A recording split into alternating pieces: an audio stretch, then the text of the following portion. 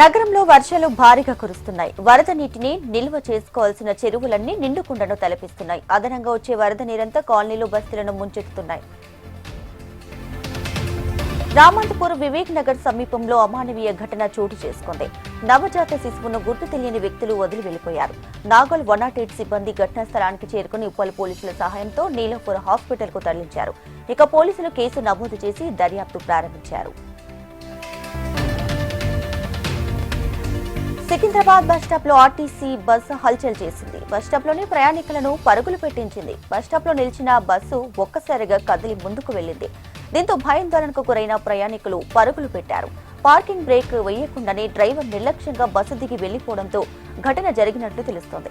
ఇద్దరు మహిళలకు గాయాలు కాగా ఓ బైక్ ధ్వంసమైంది. బస్సు డ్రైవర్ నిర్లక్ష్యం కారణంగానే జరిగినట్లు సీసీటీవీ ఫుటేజ్లో తేలింది. పెద్దపల్లి జిల్లా కొలనూరులో ఓ కోతి పశువులతో స్నేహం చేస్తుండడం ప్రజలను ఆశ్చర్యానికి గురి చేస్తుంది. ఏడాది క్రితం ఓ కోతి పిల్ల గ్రామంలో తప్పిపోయి మల్లయ్య ఇంటి వద్దనే ఉంటుంది. రోజు పశువుల మేతకు వెళ్లినప్పుడు వాటితో పాటే కోతి కూడా వెళ్తుందని కాపరి మల్లయ్య చెప్పాడు. ఇతర కోతులతో వెళ్లకుండా పశువుల దగ్గరనే ఉంటుందని కాపరి మల్లయ్య తెలిపాడు. ఈ స్నేహాన్ని చూసిన వారు భలేగా ఉందని అంటున్నారు.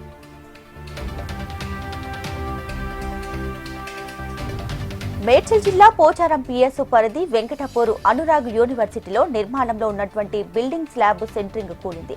ఈ ఘటనలో 4 కూలీలు తీవ్రంగా గాయపడ్డారు. దీంతో వారిని సమీపంలోని నీలిమ హాస్పిటల్ కు తరలించారు.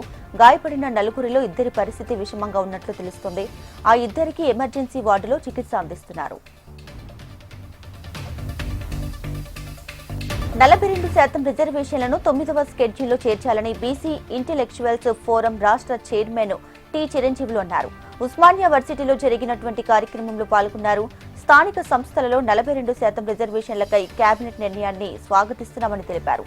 విద్యా ఉద్యోగాలలో కూడా బీసీలకు 42% రిజర్వేషన్లు వెంటనే అమలు చేయాలన్నారు. ఎల్బీనగర్ సీసీ క్యాంప్ ఆఫీస్ వద్ద కెమికల్ ఆటోలో మంటలు చెలరేగాయి. ఆ సమయంలో పక్కన ప్రయాణికులు లేకపోవడంతో పెను ప్రమాదం తప్పింది. ఇక ఆటోలో మంటలను చూసిన ప్రయాణికులు ఒక్కసారిగా అక్కడే రోడ్డుపై ఆగారు. మంటలు ఎగిసిపడడంతో భారీగా ట్రాఫిక్ జామ్ కావడంతో ట్రాఫిక్ పోలీసులు క్లియర్ చేశారు.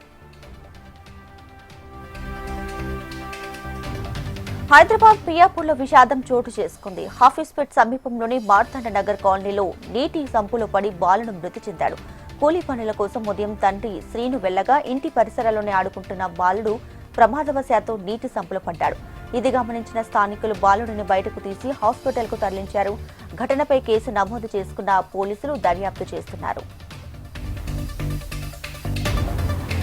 యువ నర్తకి శరణ్య శ్రీనిధి కూచిపూడి రంగ ప్రవేశంతో అలరించింది. చక్కని సంగీతం, చక్కని సాహిత్యంతో భావాలకు అనుగుణంగా శరణ్య శ్రీనిధి పాలకోడేటి సంప్రదాయంలో నర్తించింది. హైదరాబాద్ రవీంద్ర భారతిలో నాట్య గురువు ఆశా నాయుడు తల్లిదండ్రులైన నీలిమ శశి పాలకోడేటి పర్యవేక్షణలో తొలి ప్రదర్శనతో మెప్పించింది. శరణ్య ప్రదర్శన చూసి ఉన్నత విద్యా మండలి చైర్మన్ ఆచార్య బాలకృష్ణారెడ్డి అభినందించారు. గన్ పార్క్ అమరవీరుల స్తూపం వద్ద తెలంగాణ ఉద్యమకారులు నిరసన తెలిపారు. తెలంగాణ ఉద్యమకారుల సమస్యలను పరిష్కరించాలని ఐకాస అధ్యక్షుడు సుల్తాన్ యాదగిరి ప్రభుత్వాన్ని డిమాండ్ చేశారు. గత ప్రభుత్వం ఉద్యమకారుల సమస్యలను పట్టించుకోలేదని పేర్కొన్నారు. ఈ ప్రభుత్వమైన సమస్యలను పరిష్కరించాలని కోరారు. లేని పక్షంలో తెలంగాణ ఉద్యమ తరహాలో పెద్ద ఎత్తున ఆందోళన చేస్తామని హెచ్చరించారు. Kapra Meerpet housing board division పరిధి తిరుమలగిరి కాలనీలో ఏర్పాటు చేసిన సీసీ కెమెరాలను MLA Bandaru Lakshma Reddy, additional DCP Venkatramana ప్రారంభించారు. అనంతరం వెల్ఫేర్ అసోసియేషన్ స్కూల్ గ్రౌండ్ లో మొక్కలను నాటారు.